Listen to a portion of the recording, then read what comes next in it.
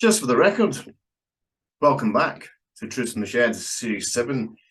Just for the record, so this is a really interesting exercise I came across the other day, and I think it could be massively helpful for anyone, but particularly for times when you're struggling with bad mental health.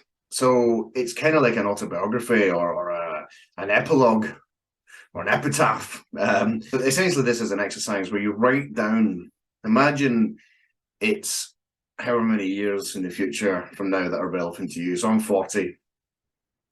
So maybe come the sort of twilight of my years, 80, 90, if I'm lucky enough to live that long. What would I want my legacy to be? You know, what would I want people to be saying about me? What would I want people to be thinking about me? What would I like my life to have looked like by I got to that stage? Or you can do it for where you are now in life. So again, I'm 40 years old. So what would I like to think people say of me? What would I like people to know about me? What would I like people to understand about me? And then write those down, and even better in the modern world, record it. So you can make a recording. I'm Chris, I'm 40 years old, and I'd like people to think that I cared a lot about other people, that I knew the struggles and the pain associated with bad mental health, and just how difficult that can be and how threatening it can feel.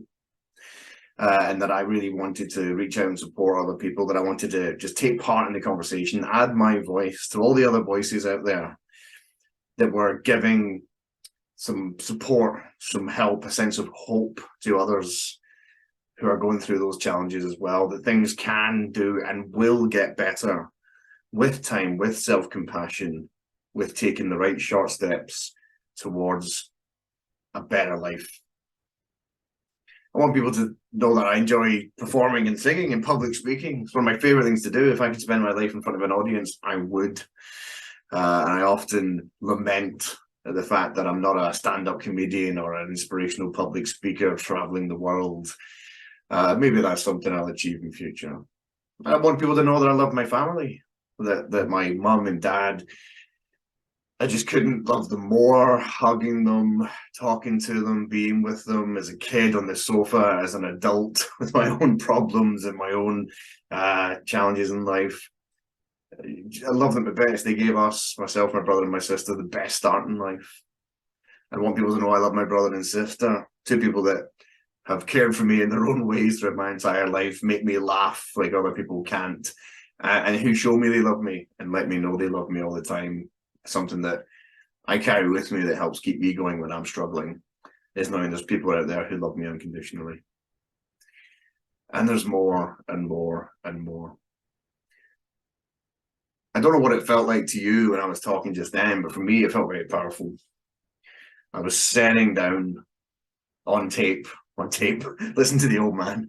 I was setting down on video those things that I want to be true to me, that are concrete, that form the basis and the base of who I am as a person and what I want to, what I want my life to represent and reflect. It's a powerful exercise to do for anyone, but when you're struggling mentally, it can be a great exercise to ground yourself and put yourself in a moment of understanding and realization about what you're about, who you're about, and that can relieve a lot of pressure and a lot of stress. Suddenly a lot of those intrusive thoughts and things that might be bothering you, that might be worrying you, can be relieved quite a bit by grounding yourself and putting down that base. So I hope that helped. I hope that was interesting.